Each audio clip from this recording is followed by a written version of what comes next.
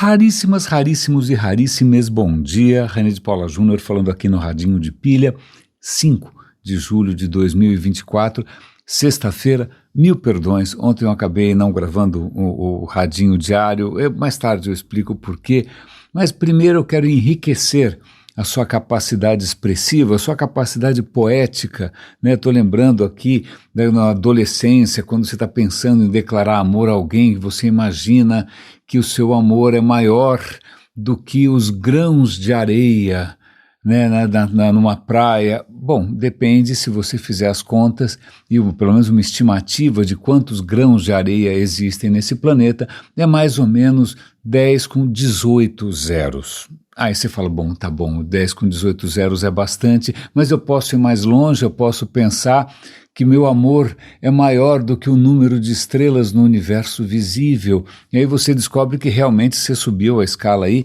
para cada grão de areia tem 1 milhão de estrelas, não é? Então você tem 10 com 24 zeros para expressar a grandeza, a dimensão do seu afeto, mas se você quiser realmente, né, realmente demonstrar que você não só é uma pessoa bastante afetiva, bastante amorosa, mas que também, ou escuta o radinho, você pode dizer que o seu amor é maior do que o número de vírus no planeta.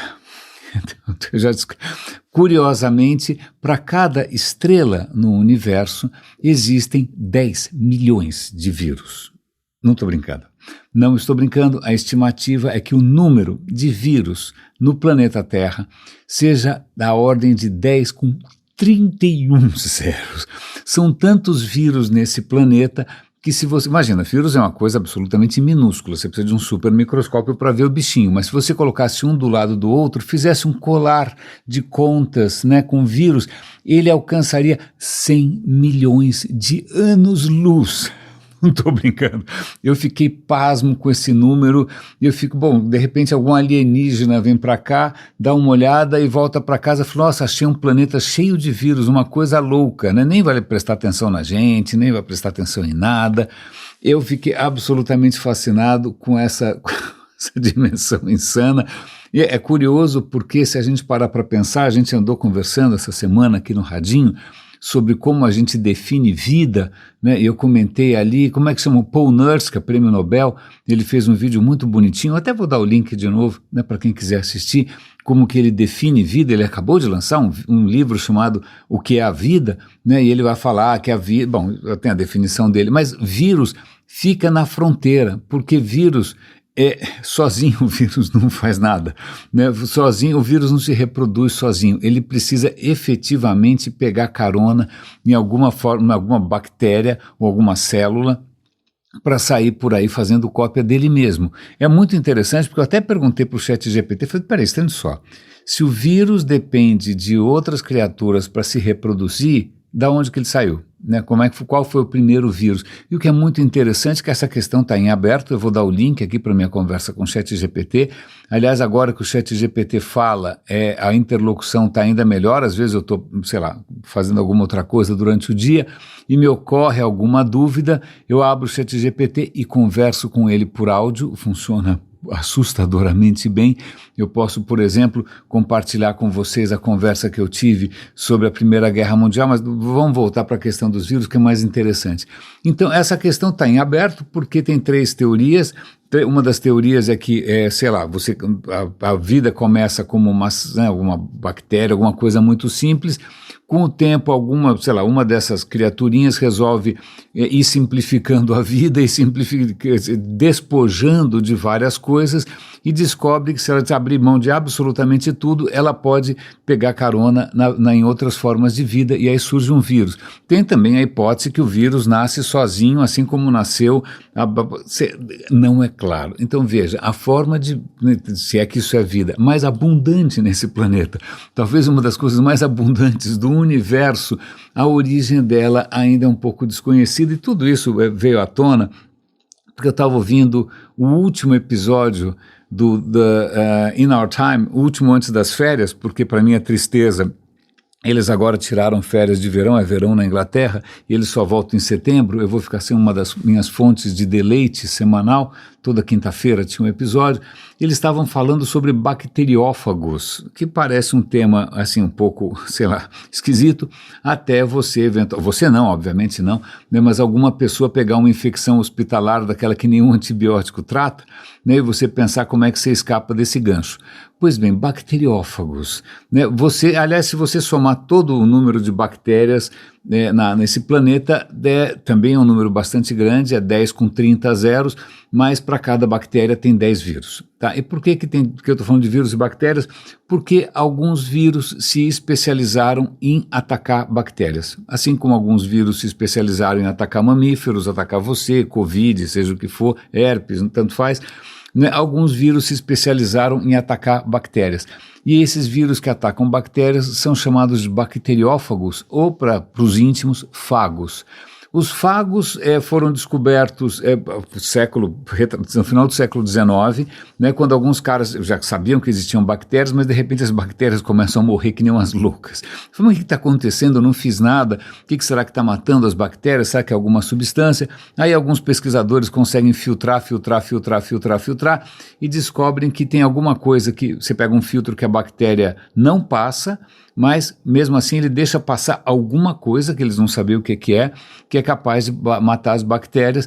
Imagina, os caras não sabiam nada de DNA, não sabia nada, imagina, estava longe de ter um microscópio eletrônico, onde já se viu, mas aí que surge essa história, olha, tem aqui aparentemente alguma forma de vida que é capaz de infectar e matar bactérias, e aí surgem os fagos, e aí eles descobrem que os fagos podem ser utilíssimos para infecções. Você pode ter uma infecção qualquer e aí você pode usar um fago como uma cura bastante efetiva, né? Uma cura, digamos assim, orgânica, né? E aí, puxa vida, essa pesquisa explode no mundo inteiro, todo mundo desenvolvendo isso, França, acho que até o Brasil também tinha um bom trabalho com fagos, a Rússia, né? Mas tudo, em princípio, entra meio que, cai um pouco em desuso quando descobrem a penicilina. Vale lembrar, a penicilina é um antibiótico feito a partir de fungo. Né, os caras também perceberam que as bactérias estavam morrendo porque o cara deixou a janela aberta, um fungo caiu ali na querida colônia de bactérias do cara e matou todo mundo. Né, aí até o cara conseguir isolar, né, a substância que é a penicilina desse fungo, demorou anos e anos e anos para conseguir isolar, aí veio a penicilina e nós temos aqui um antibiótico. Não é um antibiótico maravilhoso, porque afinal a humanidade estava padecendo ali de tudo que você pode imaginar, né? Sífilis, tuberculose, um monte de coisa, e de uma hora para outra tem um remedinho ali que salva todo mundo. E aí os fagos, coitados, caíram em desuso, mas isso é um pouco lenda, né? Não vamos... tem uma certa mitologia com relação aos fagos, como se eles fossem a absoluta salvação da humanidade e que eles foram injustiçados e foram esquecidos e apenas na Rússia. Não. Na verdade, o trabalho de pesquisa com os fagos nunca parou, né? Tem uma questão com os fagos que é um pouco complicado. Ele é muito efetivo contra infecções bacterianas, mas tem uma questão que cada vírus ataca uma bactéria. Eles são altamente especializados. Então não é que você está tendo uma disenteria, vai no pronto-socorro, o cara, antes que você, né, tem que resolver rápido essa história, te dá um antibiótico de amplo espectro, mata tudo que é possível, imaginável, bactéria boa, bactéria ruim, ufa, pelo menos tua diarreia acabou, né? Agora com fagos ele vai ter que descobrir qual é a bactéria, vai ter que achar o fago correspondente. É um processo mais custoso, é um processo mais demorado. E, aliás, tem fagos que são tão especializados que eles se especializam em variedades da bactéria, não é só a questão da espécie, é das variedades. Então, é um remédio extraordinário, interessantíssimo, que pode ser usado, inclusive, não só como remédio, mas para detectar algumas coisas, né? De repente, você pega ali o esgoto de uma cidade, você quer saber o que está infectando as pessoas. Você pode tentar detectar as bactérias, mas as bactérias morrem rápido, né? Agora você pode mapear quais são os fagos que estão naquele esgoto, que estão numa amostra qualquer, né? E o vírus dura mais. Vírus é mais duradouro que bactéria, né? E aí o que acontece é mede os fagos, aí você sabe que bactéria que está ali. Então, os fagos continuaram sendo pesquisados, você tem bancos de dados de fagos diferentes gigantescos pelo mundo inteiro, né? Isso está sendo explorado como uma ferramenta de diagnóstico também. Então, vamos desmistificar um pouco. Primeiro, fago não é exatamente uma solução perfeita e que pode substituir tudo. Não. Aparentemente, tudo indica que o fago complementa o uso de antibióticos. Né? Também ele não foi abandonado, esquecido, porque a ciência é injusta. Não. A ciência continuou, tem hoje informações abertas, ainda mais que agora a gente consegue mapear as coisas geneticamente e tal. Então, é um trabalho que continua em andamento. Tem esses problemas. A questão é que se você quiser debelar uma infecção, o melhor mesmo é antibiótico. A pena é que, infelizmente, a gente usou antibiótico da maneira errada, usou em excesso, e isso criou superbactérias. Né? Agora a questão é, vamos inventar novos antibióticos? Tá bom, Santa, custa uma fortuna desenvolver antibióticos, demora um tempão, faz tempo que não surgem antibióticos novos, então a gente está hoje aqui às portas, né, de um problema de saúde pública mundial, né, que milhões de pessoas já estão morrendo todo ano por conta de infecções que ninguém consegue debelar. Por quê? Porque a gente dá antibiótico à torta e direito para a criança, dá para os animais na pecuária, dá para os animais na granja. Né? 75% dos antibióticos produzidos no mundo são dados para animais. E eu adivinho o que acontece, esses antibióticos vão parar no solo, esses antibióticos vão parar nas águas, vão parar na comida, e quando você percebe, você está criando uma legião, legiões e legiões de bactérias que nenhum antibiótico mais mata. Né? Então os fagos podem ser aí um bom recurso, eles não são milagrosos, eles têm essas limitações, né? Você tem que achar qual é o fago certo, pode ser um processo demorado, blá blá blá blá blá. Mas é fabuloso porque são vírus que estão aí num tango, numa dança com as bactérias, porque à medida que o vírus se aperfeiçoa, a bactéria também tem que se aperfeiçoar, e na medida que ela se aperfeiçoa, o vírus também se aperfeiçoa. Eles estão fazendo isso há bilhões de anos, né? E o que a gente tem hoje são recursos que a ciência está aprendendo a explorar. Não é, tá? Então você consegue fazer uma série de substâncias a partir, não só você consegue ter, por exemplo, essas técnicas de engenharia genética, que é justamente um aprendizado nosso com as bactérias. As bactérias estavam desesperadas tentando se livrar dos fagos, elas criaram ali umas ferramentas que a gente transformou no CRISPR, que é uma maneira de você cortar DNA e fazer alterações bastante precisas.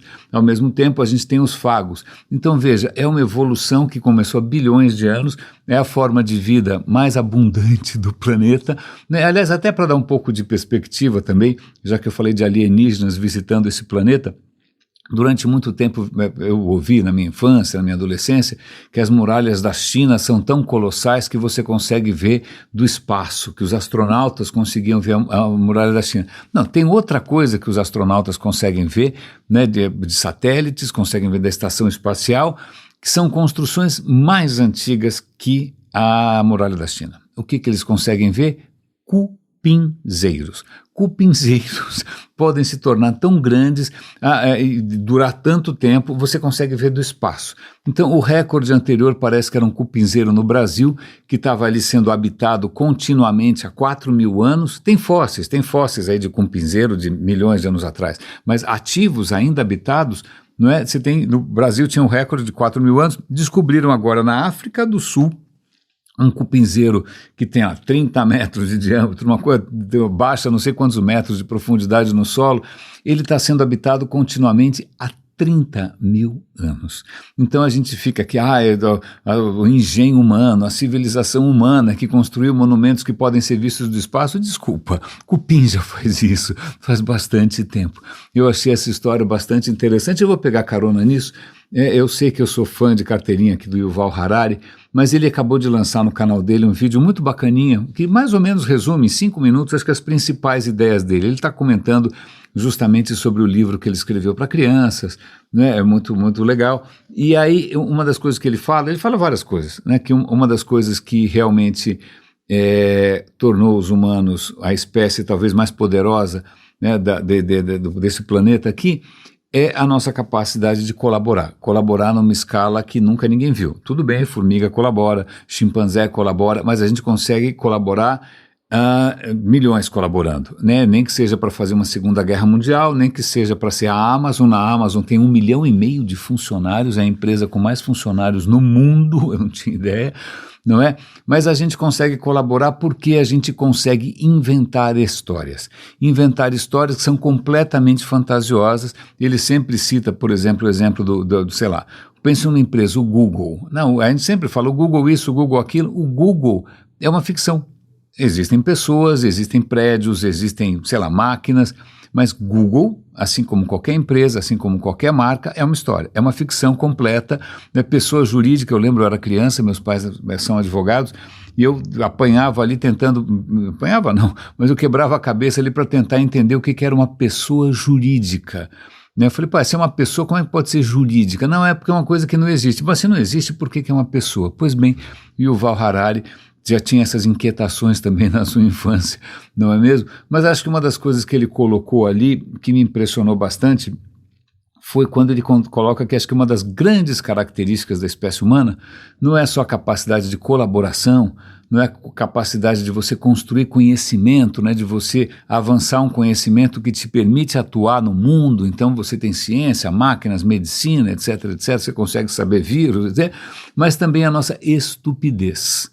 Não é? Porque a nossa estupidez, só a nossa gigantesca estupidez, é uma combinação de estupidez com inteligência, que é a combinação mais letal. Porque se fosse 100% inteligente, a gente não fazia bobagem. E se a gente fosse 100% estúpido, a gente ia fazer bobagem, mas não ia ter bomba atômica, não ia ter, sei lá o quê, gabinete do ódio, né, Twitter. Bom, pois bem, o que acontece é que essa combinação de estupidez com inteligência, com a capacidade de colaboração e com a capacidade de inventar histórias completamente delirantes e as pessoas não só acreditarem, mas agirem em cima disso, tá aí um retrato da espécie humana que é um pouquinho mais real, eu acho um pouco mais verdadeiro, um pouco mais justo do que imaginar que nós somos indivíduos racionais que pensam, né, para o nosso benefício, levando em conta as informações disponíveis, ou achar que a gente é a última cereja do bolo, feitas à imagem de um criador, né?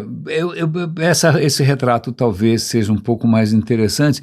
E aí eu vou resgatar aqui, quando eu estava conversando com a Liliane Ferrari, naquele evento, vou dar o link de novo porque a conversa foi muito boa e eu vou dar o link sobretudo para vocês ouvirem a Liliane Ferrari. Ela é muito articulada, ela tem uma formação extraordinária, ela é super inteligente, engraçada, né? E a gente participou de um evento de uma agência chamada 8D Hubify, e a gente participou de um evento chamado Sem Tempo para Gurus, No Time for Gurus, né? Então me botaram ali para conversar com ele ali, eu achei ótimo, mas uma das coisas que a gente conversou um pouquinho antes, talvez até durante o papo, foi o próprio desespero de um cara que eu admiro imensamente, eu admiro de coração, é realmente uma figura muito inspiradora, né? É um divulgador de ciência que, puxa, imagina, o cara, quando eu tinha uns 18, 20 anos, né, na televisão passava uma série que chamava Cosmos, com Carl Sagan, é dele que eu estou falando, do Carl Sagan. O Carl Sagan foi aquele cara que, nossa, um tremendo divulgador de ciência, teve um programa de televisão que era o Cosmos, que era fantástico, né? Ele foi o cara que colocou aqueles discos nas missões Voyager para tentar, né, mandar um cartão de visitas da humanidade para o resto do universo, uma figura poética, divertida, um cara realmente interessante, mas o que acontece é que o tempo foi passando, né? E aí ele percebeu que essa coisa iluminista da ciência, do empoderamento das pessoas, não era tão fácil assim. Ele, antes de morrer, escreve um livro que chama, como é que chama? Os demônios, alguma coisa dos demônios, eu já esqueci, alguma coisa com demônios, eu vou dar o link de qualquer maneira, né? Mas aí tem uma citação dele aqui, que faz lembrar essa eleição nos Estados Unidos agora, se você quiser, lembrar o Trump, lembrar o Bolsonaro, lembrar o Lula também, mas vamos lá. Tenho um pressentimento de uma América nos tempos dos meus filhos e netos, ou seja, agora, quando os Estados Unidos forem uma economia de serviços e informação, quando quase todas as indústrias manufatureiras tiverem se deslocado para outros países, quando impressionantes poderes tecnológicos estiverem na mão de muito poucos, imagina se ele visse o ChatGPT mijar nas calças, e ninguém representando o interesse público fosse capaz de compreender essas questões, quando as pessoas tiverem perdido a capacidade de definir as suas próprias agendas ou de questionar de forma informada aqueles em posição de autoridade, quando, agarrando os nossos cristais e consultando nervosamente nossos horóscopos, nossas faculdades críticas estiverem em declínio, incapazes de distinguir entre o que parece bom e o que é verdadeiro, deslizamos quase sem perceber de volta para a superstição e a escuridão. Ele escreveu isso quando? Na década de 80, provavelmente. Imagina se ele estivesse vendo o ChatGPT, o fake news, o gabinete do ódio, o Trump, eu nem sei. Então veja que essa história da gente achar que a humanidade é só sabedoria, e o Yuval Harari, pelo menos, ele é um pouco mais sereno, um pouco mais lúcido de levar em conta a nossa fabulosa capacidade para a estupidez. Então, veja, histórias por histórias, por que não a gente acreditar em histórias que são mais intuitivas? Porque, veja, se eu disser para você que o ar, a água, tudo que você olha está absolutamente forrado de vírus, você fala, não estou vendo nada. Desencana, eu acho que, imagina, vou jogar água benta, mas 500 mil pessoas botaram a mão nessa água benta, deve ser absolutamente infestada, não, ela é benta. Ou se você acreditasse, qualquer outra coisa, astrologia, e se eu falar para você, olha, você está em cima de um planeta que você está a 700 mil quilômetros por, sei lá o que, por hora, nem sei mais, atravessando um universo que tem 100 bilhões de galáxias, cada galáxia com 100 bilhões de estrelas, e que o universo começou há 13 bilhões de anos, esse nosso Sol vai durar só mais 5 milhões. O cara falou, cara, desculpa, eu estou olhando aqui, eu não estou sentindo, me deslocando para lugar nenhum, o Sol parece... Então, acontece que as nossas crenças mais queridas, mais intuitivas, elas são simplesmente errôneas. Mas aí vem a questão, você substitui por outra visão um pouco mais, sei lá, mais poderosa, até mais interessante, eu acho. Mas acontece que o que isso agrega? O cara é perfeitamente capaz de viver, crescer, morrer, acreditando no que ele quiser. Aliás, eu vou dar tinha uma certa curiosidade há muito tempo, sobre o movimento Rastafari, porque depois, sei lá, reggae é legal, Bob Marley é bonito, mas eu nunca prestei muita atenção, até que me disseram que Rastafari é praticamente uma seita. E aí eu descobri que, na verdade, isso é um pouco mais bizarro do que eu imaginava. E eu vou dar um link aqui para vocês verem uma reportagem da BBC Brasil. A BBC Brasil tem feito reportagens ótimas, sobre uma figura que se chama, como é que é o nome? Rastafari, se eu não me engano, é o nome desse imperador, é o apelido dele, mas o nome real dele é Haile Selassie. Haile Selassie é um monarca africano, que ele é considerado praticamente uma encarnação de, sei lá quem, de Deus. Ele é um Messias, ele é um novo Messias encarnado, eu não sei exatamente por que os caras começaram a pensar isso, mas em suma, Etiópia, um país com um passado cristão antiquíssimo, tem judeus na Etiópia também, um país com uma religiosidade incrível, mas o que acontece é que esse Haile Selassie já vinha de uma família aristocrática, blá blá blá blá blá, ele chega ao poder, ele começa a fazer até algumas reformas, até que um pouco mais modernizantes na Etiópia, e aí começa o fascismo, começa ali década de 20, o Mussolini começa a ter sonhos de um império parecido com o romano, ele resolve invadir a Etiópia, ele invade a Etiópia resiste, ela não se deixa colonizar, tem a presença italiana ali, mas é uma presença forçada, 5 anos depois esse negócio cai. Então a Etiópia é praticamente o único país africano que não se deixou colonizar. Então veja, o grande leão da Judéia, o grande leão africano, esse cara é poderoso, ele deve ter poderes sobrenaturais, então começa a ter uma seita em torno dele, ele faz ali que não está entendendo muito bem a história, mas esse cara fica no poder décadas, tempo suficiente, obviamente, para mostrar que ele não era tão perfeito assim, não era tão sagrado assim, mas até aí já tinha crescido toda uma mitologia, porque afinal esses aristocratas da Etiópia dizem são descendentes, veja, esse Haile Selassie, ele era descendente do rei Salomão com a rainha de Sabá. que é uma história que aparentemente não está muito claro na Bíblia se eles tiveram alguma coisa ou não, mas ali eles juram de pé junto que o rei Salomão teve ali filhos com a rainha de Sabá, e a rainha de Sabá deu origem a uma dinastia divina, não é, de monarcas, e ele faz parte dessa monarquia. Então, obviamente, está aí o Haile Selassie, ele veio para o Brasil, inclusive, sofreu uma tentativa de golpe, né? A figura realmente atravessou o século XX até que finalmente ele é deposto, né? Ele é deposto por um golpe, a casa caiu e ele acaba morrendo de maneira melancólica.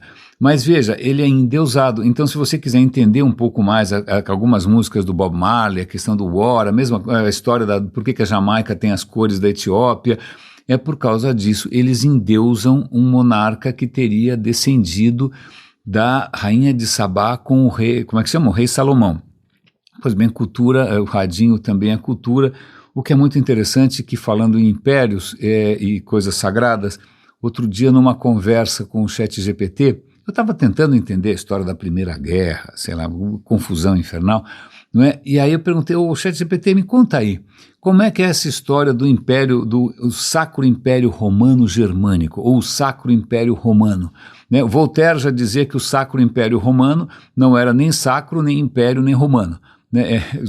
Vamos entender a piada. Acontece o seguinte, eu não podia imaginar, mas o império, esse Sacro Império Romano, que foi criado por Carlos Magno, no século IX, ele foi coroado em 800 depois de Cristo, né, ou seja, faz 1.200 anos, né, ele foi coroado e aí começa uma dinastia chamada Carolíngia, ele vai lá falar com o Papa, ele era cristão, né, aí o Papa coroa como se ele fosse a nova Roma, né, e pronto, está aqui o descendente do Império Romano, mas não do Império Romano do Júlio César, não do Império Romano ali do Marco Antônio, né, mas já do Império Romano cristão.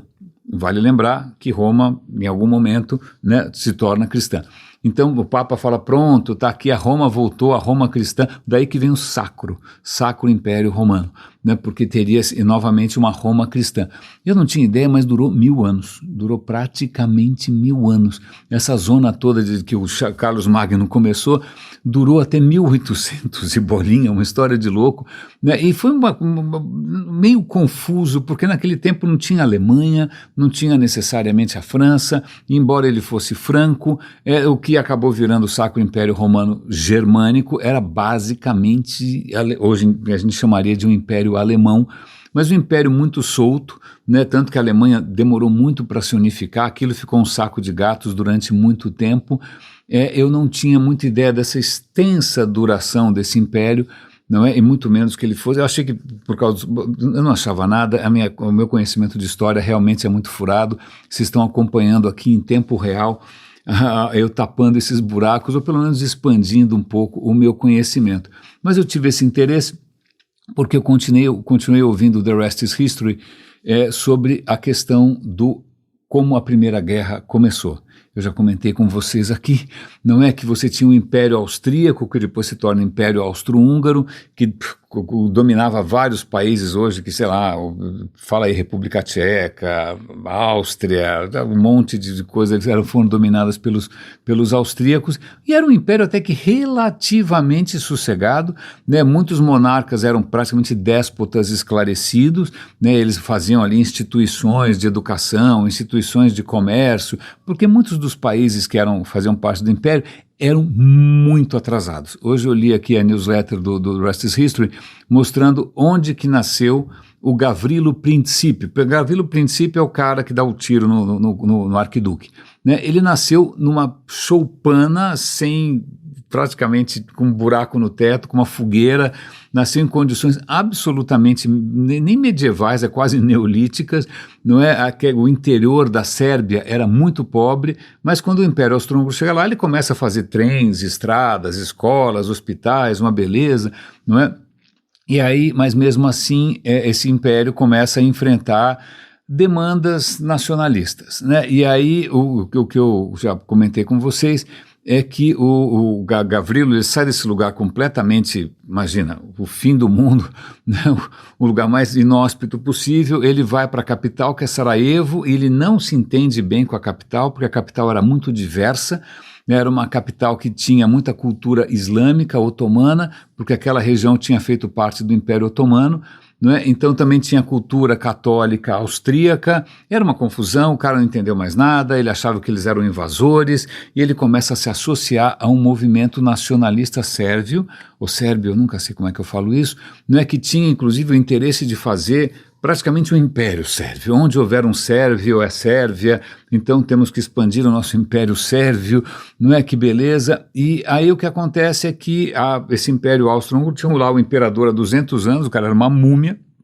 em algum momento ele ia morrer, por várias coincidências e infortúnios, o herdeiro acaba sendo Franz Ferdinando. O Franz Ferdinando era um cara bastante até que progressista, né, tanto é que ele abandona as tradições da família. No Império Austro-Húngaro, os Habsburgos só casavam com altíssimos aristocratas. O Império ia crescendo assim, casamentos, né, um casa com o outro, e aí o Império vai expandindo. Ele resolve se casar por amor com alguém que não é socialmente do mesmo nível. O imperador falou: olha, se você quiser casar com essa mulher aí, os seus filhos jamais vão poder ser arquiduques, sua mulher nunca vai poder entrar com você nas festas. O cara falava: dane-se, eu vou casar de qualquer maneira, é uma história de amor, né? E justamente no dia do dane-se, o Franz Ferdinando está com a sua mulher, tiveram filhos, uma família bastante feliz, ele está ali em Sarajevo.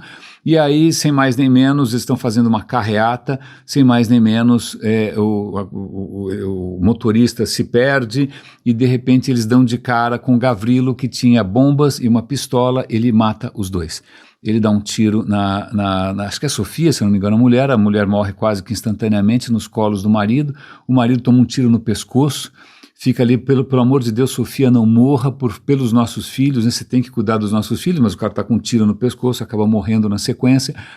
E veja só, né, o arquiduque, que tinha ideias bastante interessantes para a Sérvia, ele tinha percebido que tinha ali uma onda de nacionalismo, ele falou: não, acho que para esses caras vai ser muito mais legal se a gente der mais autonomia para a Sérvia, eles vão ser uma região mais autônoma, né, mas sem se separar, isso é uma tolice.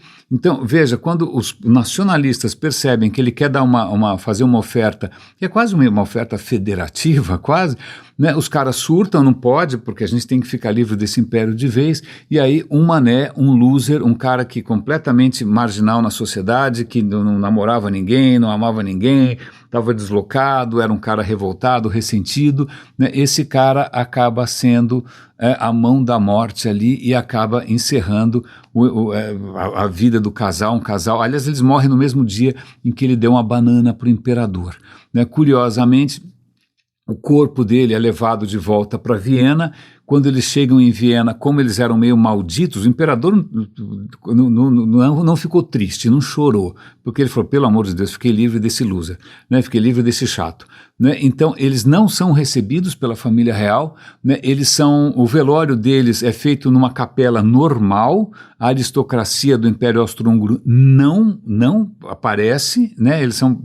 É uma coisa super discreta, e mesmo nesse momento, né, essa questão de distinção de classe, né, continua prevalecendo, a lei está acima de tudo, né, no Império, e ela é enterrada abaixo dele, num caixão muito mais simples, em condições muito mais precárias.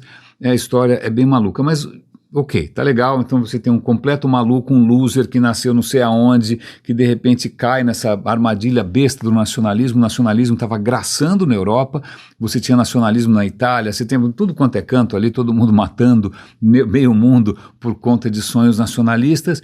E, bom, como é que a Sérbia vai... Cadê a Primeira Guerra Mundial aí? O que acontece é o seguinte: o Império Austríaco resolve declarar guerra à Sérvia. Imagina, onde já se viu um atentado desse, eles declaram guerra. Só que a Sérvia tinha uma aliança com a Rússia. E essas alianças internacionais são sagradas, ninguém, né, volta atrás. A Rússia se alia à Sérvia. E aí o que acontece é que a França se alia à Inglaterra, que se alia a não sei quem, por conta dessas alianças malucas, né? Esse assassinato acaba colocando a Europa inteira em guerra.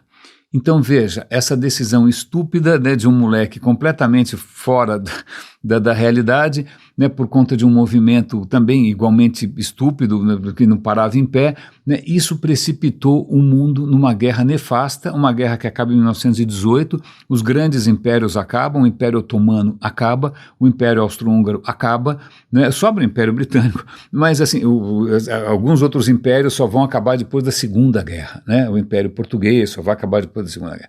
Mas veja, esse gesto provocou uma bola de neve que provocou dezenas de milhões de mortes, dezenas de milhões de mutilados, não se resolveu. Surge o fascismo na Itália, surge o nazismo na Alemanha, né? Vem a Segunda Guerra, vem o Holocausto, mais dezenas de milhões de mortes. O mundo entra em Guerra Fria por causa da União Soviética, que também, veja, a União Soviética surge no meio da Primeira Guerra Mundial, né? Tem mais um czar que dança, coitada, a família inteira é assassinada. Então, será que a história seria diferente se esse cara não tivesse matado o arquiduque, sei lá onde, em Sarajevo, que você nunca tinha ouvido falar antes? Talvez sim, talvez não, é absolutamente imponderável, né? Talvez algum outro tipo de nacionalismo precipitasse tudo isso, talvez a gente não tivesse noção, né, das forças em andamento. E aí o Yuval Harari faz uma colocação interessante, voltando para o vídeo dele, sobre a Terceira Guerra Mundial. Ele falou, quem disse que a gente já não está na Terceira Guerra Mundial? Porque veja, né, se eu perguntar para alguém um pouco mais bem informado, você, por exemplo, né, quando começou a Segunda Guerra Mundial, é claro, começou quando Hitler invadiu a Polônia em 1939, certo? Certo, esse é o começo da Segunda Guerra Mundial.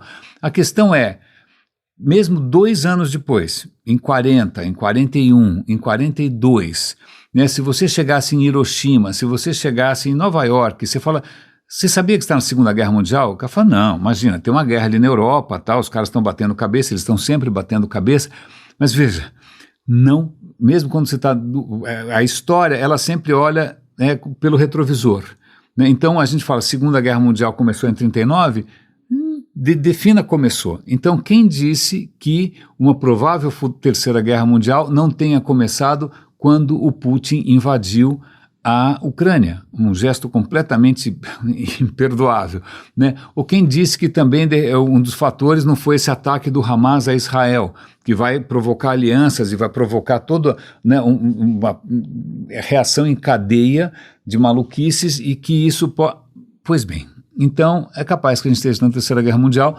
O Yuval Harari faz uma colocação interessante. Veja, no começo do século XXI, nós estávamos no período absolutamente paradisíaco em termos de paz, né? Foi a primeira vez que o orçamento militar no mundo caiu abaixo do orçamento da saúde. Veja, normalmente em épocas normais, que belicosas, beligerantes, o orçamento militar é metade do PIB, né? Mas no começo do século XXI, esquece, tinha caído para 7%. Né? De repente, finalmente, os recursos estão sendo usados para coisas úteis, né? Para saúde, para educação.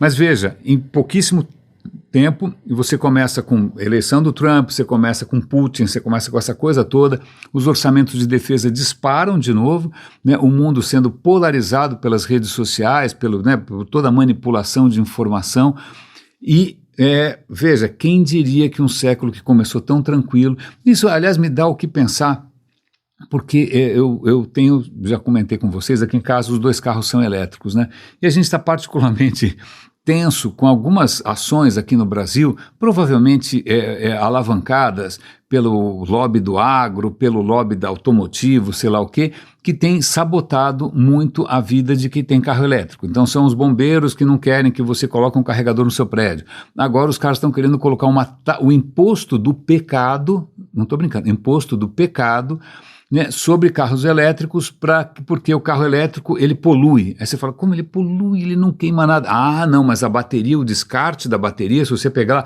cara, desculpa, essa é a coisa mais sem pé nem cabeça. Né? E curiosamente, o imposto do pecado não se aplica a armas. O lobby das armas conseguiu tirar a importação de fuzis, revólveres, sei lá o que mais que eles importam. Não, isso não é pecado. Então veja, arma, para que serve arma? Arma só serve para uma coisa. Não serve para você usar peso de papel, não serve para você plantar, não serve para você curar. Arma só serve para matar. Arma só serve para matar. Militares só servem para matar. né? Agora veja para um pouco para pensar, né? Quanto do orçamento mundial é dedicado a sustentar uma classe que só mata. O que aconteceria no Brasil se a gente, como a Costa Rica já fez, a gente abole as Forças Armadas, vende essa tranqueirada toda, esses tanques velhos, esses aviões decrépitos e tal.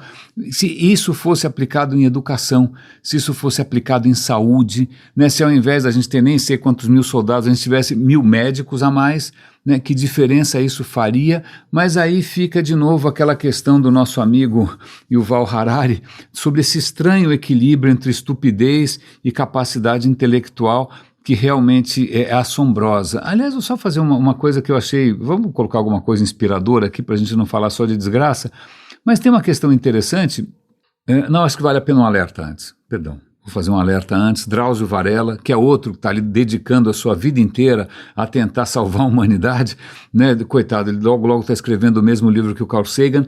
Ele está falando sobre cigarros eletrônicos. Espero que você mantenha uma distância olímpica de cigarros eletrônicos pelo seguinte, né? Cigarros eletrônicos fazem menos mal, não sei por que tem nicotina do mesmo jeito. Tal. Mas eu estou colocando aqui aromatizantes naturais, flavorizantes naturais. Flavorizantes que são naturais. Ok, você está colocando, sei lá o que, hortelã, menta, vitamina E, você coloca várias coisas no cigarro eletrônico.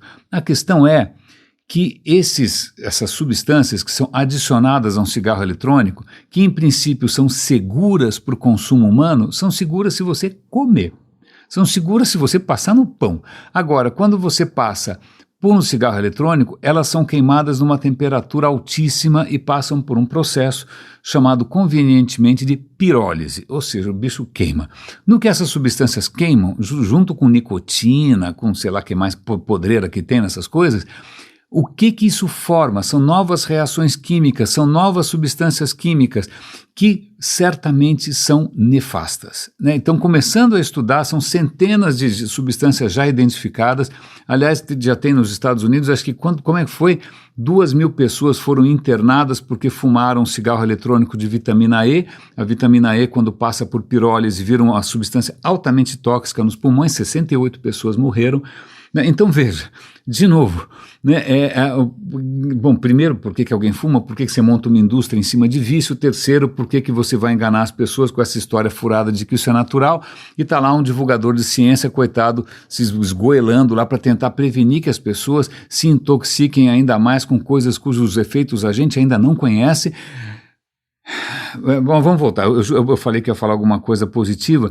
Então vamos lá, eu falei de carros elétricos, né? Carros elétricos dependem, sobretudo as baterias, né? Elas dependem de alguns metais que têm um impacto ambiental, porque você tem que extrair, você tem que minerar. Lítio, cobalto, lítio até que não é tanto assim, mas cobalto e níquel para você extrair é dureza. Se bem que as baterias chinesas hoje, as baterias chinesas são muito menos dependentes de cobalto e níquel do que as baterias convencionais.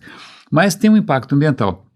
E acontece que, veja, empresas de mineração estão usando agora flores. Flores. Você vai lá e planta no seu terreno, que era uma porcaria de terreno, que não crescia absolutamente nada.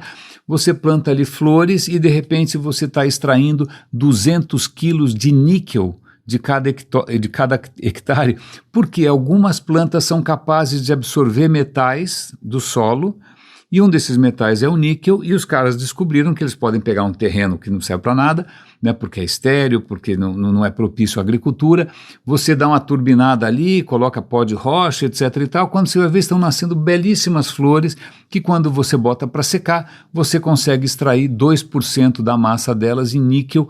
Então veja que interessante, um processo absolutamente orgânico, que inclusive captura carbono, porque você está criando plantas, não é mesmo? Captura carbono e você extrai esses metais com impacto ambiental muito menor. E aí eu vou pegar carona para uma história realmente inspiradora, que é um artigo muito bacana sobre Edo. Edo era a capital do Japão, né? No século XIX o Japão se abriu para o Ocidente na marra, né? Os americanos chegaram lá com os canhões e falaram, você abre o comércio aqui, vai ser um massacre. Mas antes disso o Japão tinha ficado séculos completamente isolado do resto do mundo. Né? Por quê? Porque, obviamente, os missionários jesuítas foram lá encher o saco, aí eles falaram, chega de estrangeiro, onde já se viu essa fé de louco? né? Fecharam tudo e o Japão ficou isolado, o que explica uma boa parte da cultura japonesa, mas Edo, que era a capital do império, era uma cidade, do reino, era uma cidade de economia circular. Como você não podia importar nada, como tudo era escasso, madeira é escasso, o Japão é uma ilha, né? O que acontece é que Edo aprendeu a reciclar. Você tinha em Edo, na época áurea, mais de 1.000 negócios baseados em reciclagem de tudo, reciclagem de roupa. Uma roupa bacaninha, está ficando velha, faz uma roupa que vai virar, você vai usar no dia a dia. Começou a ficar velha, transforma em pano de chão. Começou a ficar velho, faz fralda, né? Então tudo era reaproveitado, o papel era reaproveitado, a madeira das construções era reaproveitada, e essa economia praticamente circular, sustentável, que deu sim origem a uma sociedade culturalmente interessantíssima. A gente já falou aqui da influência da arte japonesa na arte de Monet, Picasso, Van Gogh, né? Era uma economia circular que tinha um impacto ambiental pequeno. Num certo momento, os governantes japoneses, quando perceberam que eles já tinham destruído muitas florestas, eles começaram um plano de plantio, eles incentivavam as pessoas a plantar árvores, né, e inclusive puniam fortemente, não é como no Brasil, né, que quem destrói a natureza leva um tapinha na mão, né, ou ganha um passe livre, eles eram condenados à morte se você desmatasse. Então veja, um exemplo extremamente interessante, né, no século XIX, é próximo de uma sociedade que era sustentável, uma sociedade que tinha um impacto ambiental muito menor, aliás, uma cultura, uma religião que, ao contrário de algumas que a gente conhece, né, não despreza a natureza, né, onde a natureza é sagrada, onde você vê espíritos sagrados em tudo, nas plantas, no arroz que você come, nos antepassados bonzinhos, né, veja só, quanta inspiração que a gente pode encontrar em Edo. Bom, para a gente começar a encerrar, foi acho que um episódio hoje um pouquinho montanha-russa, eu fui para todo lado, talvez um pouco mais empolgado que o normal, mas ontem eu acabei não gravando pela simples razão que bateu acho que uma onda de desânimo. Né, bateu uma onda de desânimo em ver a eleição americana, em ver a política brasileira, né, em ver as pessoas, sei lá, fumando cigarro eletrônico e acreditando em coisa de louco. E aí talvez tenha acontecido comigo o que aconteceu com o Carl Sagan, né, bateu uma onda profunda de, não é nem pessimismo, mas uma onda de você se sentir quixotesco, de você sentir que você está desperdiçando uma energia insana, que você está se dedicando de corpo e alma, né, a uma causa completamente fadada ao fracasso, porque afinal a espécie parece bastante difícil de se desapegar, de desassociar de narrativas que a gente deveria estar questionando nessa altura do campeonato. Então ontem bateu um certo desânimo.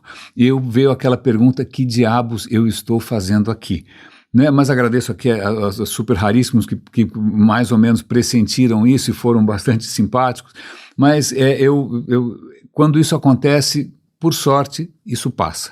Por sorte isso passa, eu sabia que isso ia passar, eu falei, tudo bem, eu vou ficar quietinho aqui quinta-feira, eu vou encontrar de novo histórias que me inspirem, né, eu vou tentar me conectar a pessoas que estão numa saga parecida, pessoas que também se deslumbram com a riqueza do mundo, que sabem que... aliás, vale até a pena resgatar aqui, obrigado ChatGPT por me apresentar essa figura. Eu vi numa coisa qualquer, um texto qualquer, a menção a um filósofo grego que eu não conhecia, que é um filósofo grego chamado Hierocles.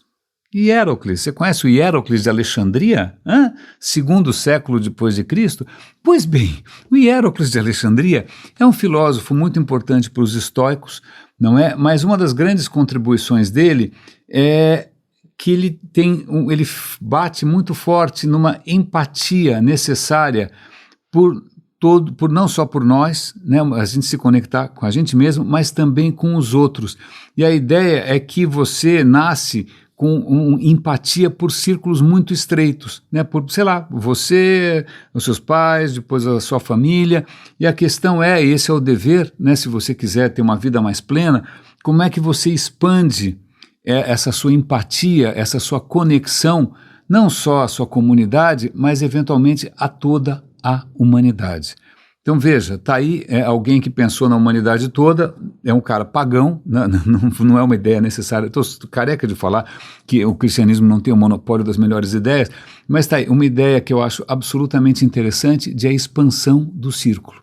Né? Eu sei que ideias nacionalistas são muito tentadoras, eu sei que ideias discriminatórias são muito tentadoras, eu sei que narrativas do outro, da culpa, etc. e tal, são irresistíveis, mas está lá, né? Não só a gente pode aprender com Edo, mas a gente pode aprender com Hierocles a expandir cada vez mais a nossa empatia, o nosso círculo de compreensão, de conexão com tudo que nos cerca. Então vejam, felizmente eu consegui recuperar aqui, né, a minha fecundidade, a minha inspiração, e estamos aqui juntos de novo. Cuidem-se, por favor, um grande abraço e até segunda-feira.